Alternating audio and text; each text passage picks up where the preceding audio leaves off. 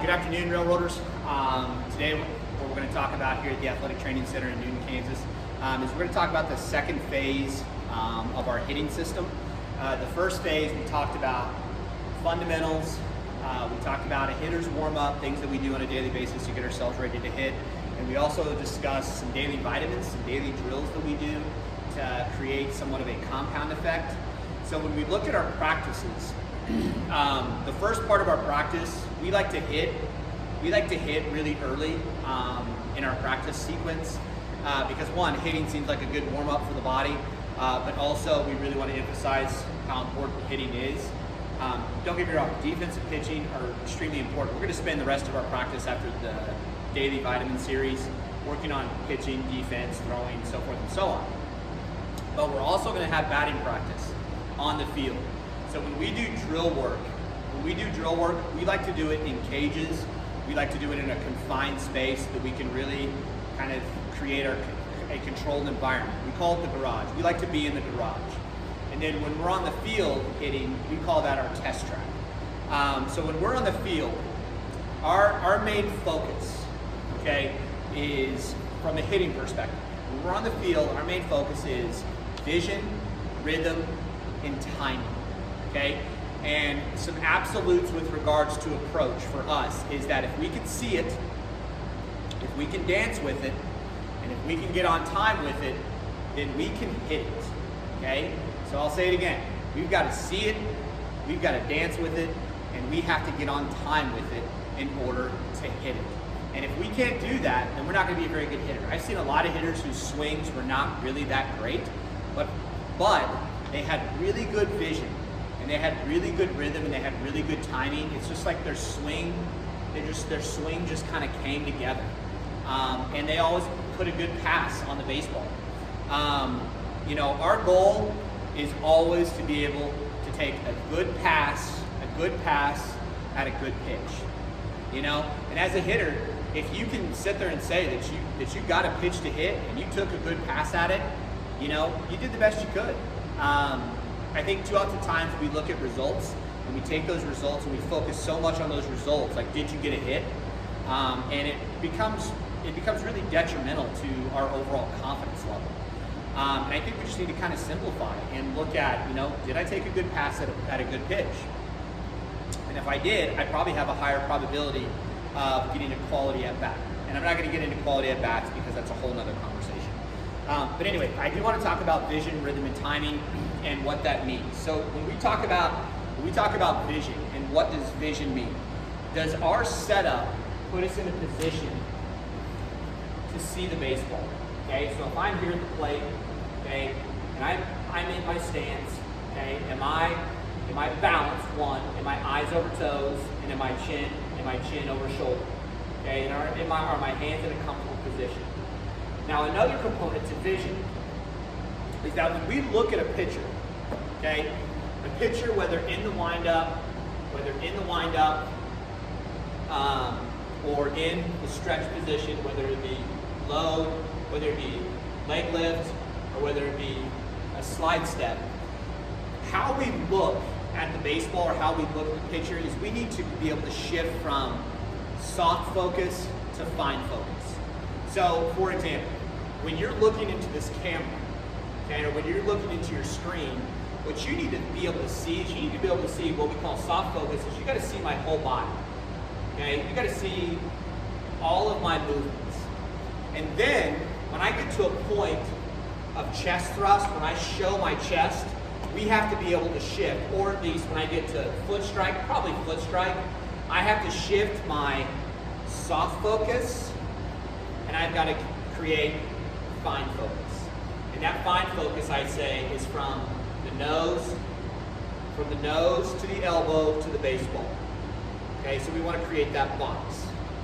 All right, so when I'm looking at the pitcher, I'm looking at the whole picture, and I'm preparing, and we'll get into preparation and rhythm, but I'm looking at the whole embodiment of the pitcher. Okay, I have soft focus on the pitcher, and then when it's time to throw, when he gets ready to throw, I am creating finer focus. Now, why I'm creating that finer focus is so that I can start to see the baseball. The sooner you see the baseball, the more time you're gonna have to make a decision. Because we don't have enough time, we have very limited time to make a decision of whether we are gonna hit this pitch or whether we're not gonna hit this pitch. Now remember, an important component to approach is that every time you get in the box, you've already decided that you're gonna swing at some point. That decision's already made. So when you get in the box, you should not be deciding when to swing, you should be deciding when not to swing. Your mindset is, I'm swinging at every pitch, and I am just deciding when not to swing. So in order to make that decision, the sooner you see the baseball, the easier it is going to be to make that decision to not swing. Now, also part of vision. When you see the baseball, you then have to decide, is this a ball or is this a strike? So what I like my hitters to do is I like them to create kind of like a video game strike zone outside, like in front of them. So maybe about probably 40 feet, 35 or 40 feet in front of them. So kind of envision the strike zone that is extended away from you. So when I'm in the box, I'm not envisioning this strike zone that's right here. I'm envisioning the strike zone being 30, 40 feet in front of me so that I can see, is that ball in the zone or is it not? One thing to keep in mind is that at the top, we got to be able to understand what's at the top and what's at the bottom. So if I create my box out in front, and I know that if that ball is in that box, then I'm probably going to hit it because it's probably a strike. Or I need to swing, or I need to make sure that I go ahead and swing because it's probably a strike. So those are the components of vision. Is soft focus to fine focus. Find the baseball as soon as possible and create an imaginary strike zone 40 feet out in front of you, okay? The next component is called rhythm. So we said, if I can see it, we just talked about vision. If I can dance with it, so dance with it means I want to have my body kind of in some type of a rhythm with the pitcher. We always use the term dance with the pitcher, dance with the pitcher. And then when the pitcher loads, we load. Okay? And what that means is that when the pitcher loads into his legs to throw, we are going to go ahead and start loading into our legs. Now this move has to be slow and deliberate. It cannot be quick and go. So when the pitcher loads, this is what we would call loading into your leg, or this is what we would call loading into your leg as a pitcher. When the pitcher loads, we load into our glutes. Now we get into the trigger. The trigger is, like I said, the trigger is that leg lift, it is the step back, it is the linear movement, it is the heel up, heel down. Okay, that's your trigger. So you have load, trigger. Load, trigger. Load, trigger. Okay? So when do we tell our players to pull back on the hammer to start pulling the trigger? We tell them to do it at 4 basic points. They're going to break their hands, they're going to get to foot strike, they're going to show their chest, and they're going to throw the ball. Okay? At all 4 of those, so handbrake, foot strike, chest thrust, release, you have to decide when are you going to pull your trigger. So for me, if I've just got an average velocity guy, when he loads, I load, I'm going to load, and then I'm going to pull my trigger probably at chest thrust. So load, chest thrust. When I see the pitcher's chest, I'm going to start my positive movement. Or maybe when I see the ball, I might start my positive movement. If I am this character here, if I'm a Josh Donaldson or a Jose Altuve, I'm probably going to start maybe at foot strike. Or I might start at handbrake, right? So this is something that you kind of want to watch over and over again and start paying attention to hitters on TV. When do they pull their trigger?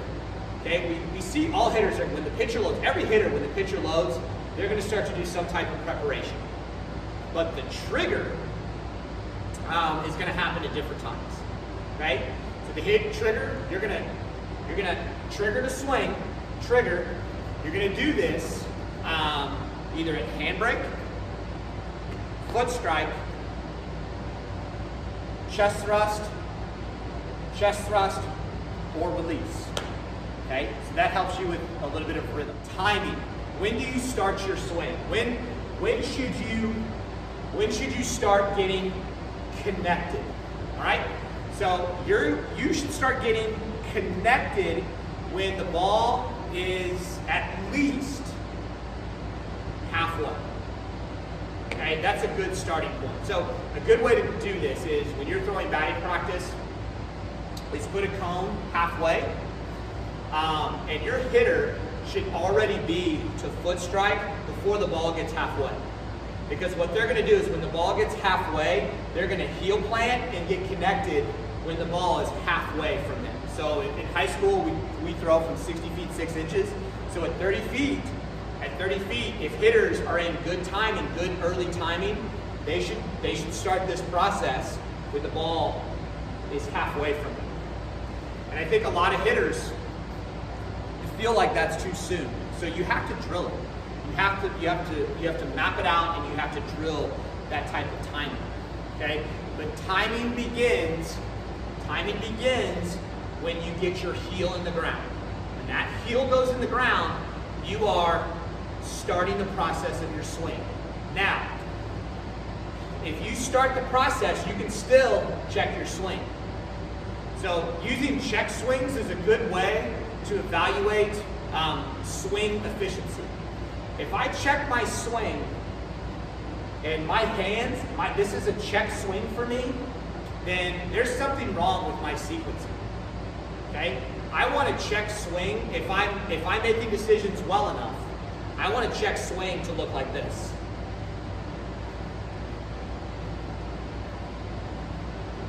Okay? I don't want my check swing to look like this. All right? Now, do hitters, do they get to this point and check swing like that? Of course they do. That kind of check swing is probably because of the pitcher and the type of pitch they're throwing as opposed to swing efficiency. So it's okay for me to be here and be yes, no. And then track the ball back. We use two basic variations for timing. We have what we call early timing, and we have what we call late timing. When we talk about early timing means that we want to do damage to the baseball, and we want to hit the ball to the pull side gap. So I'm a right-handed hitter, so I want to hit the baseball to the left center gap. If I'm on time, and I'm doing everything that I need to hit the ball to the left center gap, then I'm in proper timing. We use late timing for two reasons. Actually, three reasons. We use late timing if we are seeing a pitcher who has limited velocity and throws a lot of off-speed pitches. We use late timing if we have a runner at third base or we are in a situational hit mode. Okay? And we also use late timing if we have two strikes. And the reason for this is because when we have runners in scoring position or we have two strikes, a lot of times pitchers are going to want to attack us with something off speed. Okay? So we want to be prepared. We want to prepare and be on time to hit the ball to the opposite field, hit the fastball to the opposite field, and hit off-speed pitches up the middle. Okay? So what we have to do sometimes with this is we have to let the ball get beyond halfway before we go to heel plant. So early timing, before the ball gets halfway or when the ball gets halfway, boom. We're from ready to hit to connected. If it's late timing, we're going to let the ball get to halfway, if not beyond. So we're ready to hit, ball's halfway, and then we're going to go ahead and get connected. Okay? This way it allows us to hit the off speed up the middle, and it allows us to hit the fastball away. So we're still wanting to hit fastballs, but we're at least ready to adjust for the fastball. So we're looking off speed, but we are ready to adjust to the fastball. Okay? So talked about absolutes of phase 2. I have to be able to see it. I have to be in rhythm with it or dance with it, and then I have to get on time with it. Okay? These are things that you have to practice in your batting practice sequence. So when we're doing our daily vitamins, we're not practicing this. Okay? We're practicing this in our batting practice sequences that we do on the field. We'll put the cones out. And a good way to work on vision and timing and rhythm is we have our hitters stand in with our pitchers. So when our pitchers are doing their bullpens, our hitters are standing in and they're working on their vision, rhythm, and they're working on their timing. Okay? This way, at least, it gives us a fighting chance when we get in the box, because hitting is really, really hard. I know this video got a little long, but phase 2 is really, really important. I think it's imperative that you watch this multiple times so that you can get an understanding of what it means to see it, to get in rhythm with it, and to get on time with it. Okay? So if we're talking about fundamentals, the vision component is the stance. It's the stance and what you do. It's like your prep. Your rhythm is your preparation to toe touch, preparation to trigger, prep to trigger, and then your timing is heel plant to connection. Okay? So see it. I'm looking for the strike box, soft focus to fine focus, rhythm, preparation to trigger, timing, heel plant to connection. Okay? It's pretty complex. If you continue to watch, you'll get a little bit used to it as you go. Anyway, sorry the video is really, really long, but it's the best I can do. Thank you so much for watching. If you have any questions, let me know. And go Railers.